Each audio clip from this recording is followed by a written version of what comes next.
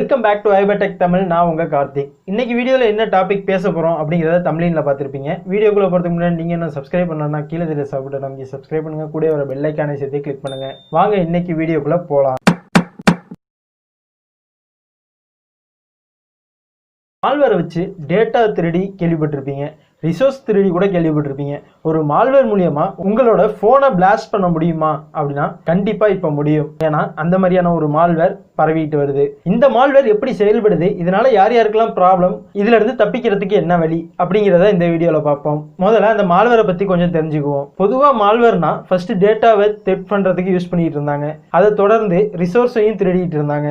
இப்போ ஒரு படி மேல போய் உங்க போனை பிளாஸ்ட் பண்ற அளவுக்கு அந்த மால்வேரை ரெடி பண்ணியிருக்காங்க. அப்படி என்னதான் அந்த மால்வேர்ல இருக்கு அப்படிங்கிறத பார்த்துருவோம். அந்த மால்வேர் என்ன பண்ணும் உங்க டிவைஸை அப்படின்னா, ஜஸ்ட் நீங்க ஏதாவது ஒரு ஆப் மூலியமாவோ இல்லை ஏதாவது ஒரு லிங்க் மூலியமாவோ அந்த மால்வேர் உங்க டிவைஸ்ல இன்ஸ்டால் பண்ணுவாங்க.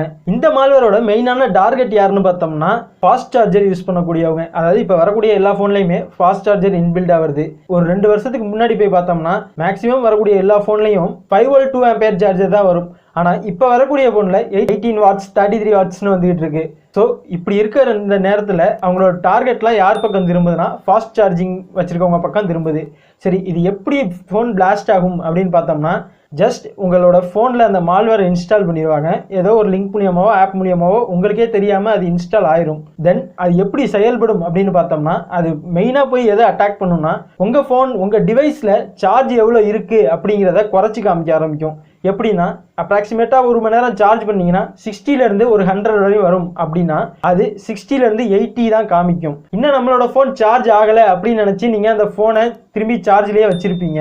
ஆனால் உங்களுக்கே தெரியாமல் அது அந்த ஃபோன் ஃபுல் சார்ஜ் ஆயிரும். அதை குறைச்சி காமிக்கக்கூடியது தான் இந்த மால்வேரோட வேலை. சரி, அது குறைச்சி காமிக்கிறதுனால என்ன நடக்க போகுது அப்படின்னு கேட்டிங்கன்னா, ஒவ்வொரு ஃபோனுக்குமே ஒரு பேட்டரி கெப்பாசிட்டி இருக்கும். 3500 mAh 4000 mAhன்னு. இப்படி இருக்கக்கூடிய அந்த பேட்டரி கெப்பாசிட்டியை தாண்டி போகும்போது அது ஓவர்லோட் ஆகி அந்த பேட்டரி வெடிக்கிறதுக்கான வாய்ப்பு இருக்குது. ஸோ இதுதான் அவங்களோட மெயினான டார்கெட். இது எப்படி நடக்குது அப்படின்னு பார்த்தோம்னா, ஒரு ஃபோனும் ஒரு சார்ஜரும் எது மூலியமாக கம்யூனிகேட் பண்ணிக்கும் அப்படின்னு பார்த்தோம்னா, நடுவில் வரக்கூடிய அந்த டேட்டா கேபிள் மூலமாக. அந்த கேபிளில் தான் அந்த ஃபோனில் இருக்கக்கூடிய சார்ஜை கணிக்கும். இந்த மாதிரி ஒரு டேட்டா கேபிள் உங்கள் கையில் இருக்கும்போது இந்த டேட்டா கேபிளை கட் பண்ணி பார்த்தீங்கன்னா தெரியும். வேஸ்ட் டேட்டா கேபிள் இருந்துச்சுன்னா நீங்களும் கட் பண்ணி பாருங்கள். இந்த டேட்டா கேபிளை கட் பண்ணி பார்த்தீங்கன்னா தெரியும். மொத்தம் 4 ஒயர் வரும். இதில் பிளாக் ஒயரும் ரெட் ஒயரும் மட்டும்தான் உங்களுக்கு பவர் சப்ளை கொடுக்கும். மீதி இருக்கக்கூடிய 2 ஒயரும் எதுக்குன்னா டிவைஸோட கம்யூனிகேட் பண்ணுறதுக்கு. அது சார்ஜிங் மட்டும்தான் கம்யூனிகேட் பண்ணுமா அப்படின்னா கண்டிப்பாக இல்லை. உங்கள் லேப்டாப்லேருந்து உங்கள் செல்ஃபோனுக்கு யூஎஸ்பி கேபிள் மூலியமாக நீங்கள் டேட்டா டிரான்ஸ்ஃபர் பண்ணனாலும் அந்த 2 கம்யூனிகேட்டிங் ஒயர் தான் அதை டிரான்ஸ்ஃபர் பண்ணும். உங்களுடைய மொபைல் டேட்டாவை நீங்க ஹாட்ஸ்பாட் மூலமா த்ரெட்னிங் பண்ணணும்னு நினைச்சா கூட அந்த 2 கேபிள் மட்டும்தான் அதை த்ரெட்னிங் பண்ணும். இப்படி இருக்கக்கூடிய இந்த 2 கேபிள் அதை டிவைஸோட கம்யூனிகேட் பண்ணும்போது இன்னும் அந்த டிவைஸ்க்கான சார்ஜ் ஃபுல் ஆகலை அப்படிங்கிற மாதிரி அந்த சார்ஜருக்கு ரிமைண்ட் பண்ணிகிட்டே இருக்கும். எல்லாருக்கும் தெரிஞ்ச விஷயம் தான். பேட்டரி ஃபுல் ஆயிருச்சுன்னா ஆட்டோமேட்டிக்காக அந்த சார்ஜ் ஆஃப் பண்ணுற மாதிரி தான் சிஸ்டம் செட் பண்ணி வச்சிருப்பாங்க.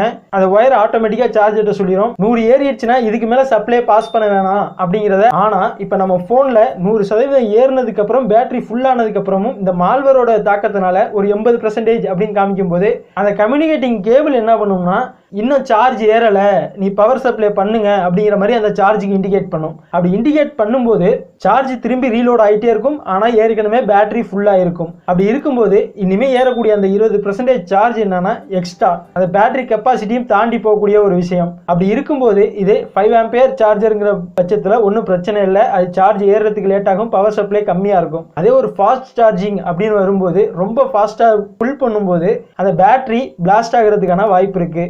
இப்போ இந்த மால்வேரில் இருக்கக்கூடிய பிரச்சனையே அதான். அது உங்களுக்கு ஓவர் சார்ஜை புல் பண்ணிக்கிட்டே இருக்கும். அதுவும் ஃபாஸ்ட் சார்ஜிங் உள்ளக்கூடிய டிவைசஸ் தான் இவங்களுக்கு முக்கியமான டார்கெட்டாக இருக்குது. இதிலிருந்து எப்படி நம்ம தப்பிச்சுக்கிறது அப்படின்னு பார்த்தோம்னா, முடிஞ்ச அளவுக்கு நீங்கள் வாங்கக்கூடிய சார்ஜராக இருக்கட்டும், நீங்கள் இன்ஸ்டால் பண்ணக்கூடிய ஆப்ஸ் லிங்க்ஸாக இருக்கட்டும், அதில் கொஞ்சம் கவனம் வைங்க. ஒரு ஆப் இன்ஸ்டால் பண்ணுறீங்கன்னா அந்த ஆப் சேஃப்டியானதா அப்படிங்கிறத தெளிவுபடுத்திக்கங்க. லிங்கை கிளிக் பண்ணுறதுக்கு முன்னாடி ஒரு தடவைக்கு 10 தடவை யோசிச்சு கிளிக் பண்ணுங்க. சார்ஜர் வாங்கும்போது என்ன கவனமாக இருக்கணும் அப்படின்னு பார்த்தோம்னா, ஒரிஜினல் சார்ஜரை தொலைச்சிருவீங்க, பாக்ஸோட வரத டேட்டா கேபிளையும் மிஸ் பண்ண வாய்ப்பு இருக்கு. நீங்கள் சார்ஜர் டேட்டா கேபிள் வாங்கும்போது ரொம்பவே கவனமாக வாங்குங்க, பிராண்டடாக வாங்குங்க. உங்களுடைய சர்வீஸ் சென்டரில் போய் கேட்டிங்கன்னா ஒரிஜினல் டேட்டா கேபிள் கிடைக்கும் கண்டிப்பாக. இப்போ எம்ஐ ஃபோன் வச்சிருக்கீங்கன்னா நீங்கள் போய் உங்களோட சர்வீஸ் சென்டரில் கேட்டிங்கன்னா எம்ஐக்கான ஒரிஜினல் கேபிள் கிடைக்கும். அந்த மாதிரி சர்வீஸ் சென்டரை ப்ரொவைட் பண்ணி வாங்குங்க. தயவு செய்து லோக்கல்ல விற்கிற டேட்டா கேபிளை வாங்கி ஸ்பாயில் பண்ணாதீங்க.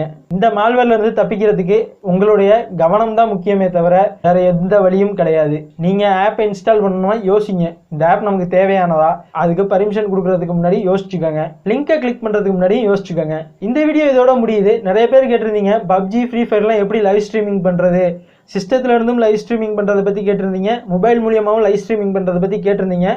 கூடிய சீக்கிரம் அந்த வீடியோஸ் வரும். எப்படி பப்ஜி ஃப்ரீ ஃபயர் போன்றதெல்லாம் லைவ் ஸ்ட்ரீமிங் பண்ணுறது அப்படின்னும் யூடியூப்ல எப்படி லைவ் பண்ணுறது அப்படிங்கிறதும் வீடியோவாக நான் போடுறேன். நீங்கள் உங்கள் சப்போர்ட்டை தொடர்ந்து கொடுங்க, சப்ஸ்கிரைப் பண்ணுங்கள். இந்த வீடியோ பிடிச்சிருந்துச்சுன்னா தம்ஸ் அப் பண்ணுங்கள், உங்களோட கமெண்ட்டை கீழே சொல்லுங்கள், தென் உங்கள் ஃப்ரெண்ட்ஸுக்கு ஷேர் பண்ணுங்கள்.